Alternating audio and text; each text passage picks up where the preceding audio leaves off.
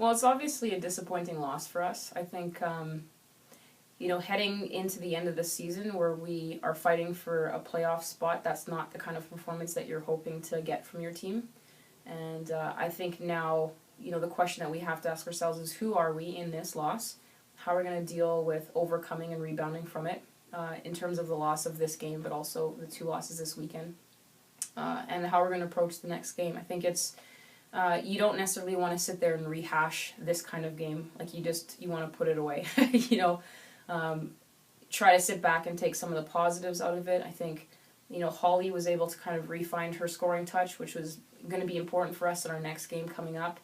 I think there was, some little moments here and there where we tried hard, we couldn't get it done. So I don't want to spend too much time thinking about this game. Like I know that my team needs to move forward from this, and I think one of the comments that I made after the game is that we can't take a loss like this and allow it to really force everything else that we've done up until this point in the season into the background. Like I think we still have accomplished a lot. We still are fighting for something. And those are things that we need to focus on. So, is it fun to win or to lose a game like this? It's not. Does it shake you a little bit? It does. There's that sense of now all of a sudden we're interpreting what does that mean? Like, is this now going to haunt us? Like, is this going to follow us? Is this who we are now?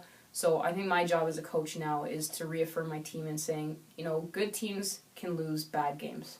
That is something that happened this weekend. We lost 2 games. TRU is fighting for their life, and I think that's how they played. They really wanted those 2 wins, and they outplayed us. There was a purpose in how they played, and they came out and they got the win. And, I don't want to take anything away from what they did. They hit big shots. They hit the free throws that they missed yesterday. They took care of the basketball. They outplayed us. That's the reality of sport. So now it's about what happens from here. You know what? It's we don't want to make excuses for anything that we have done or haven't done this year. Like our success hasn't been flukes, and our losses, we don't want to finger point. Like we want to be able to look within and say, we didn't come with the energy that we needed. And I think it's been an emotional week for us. I mean, it's been an emotional weekend for us.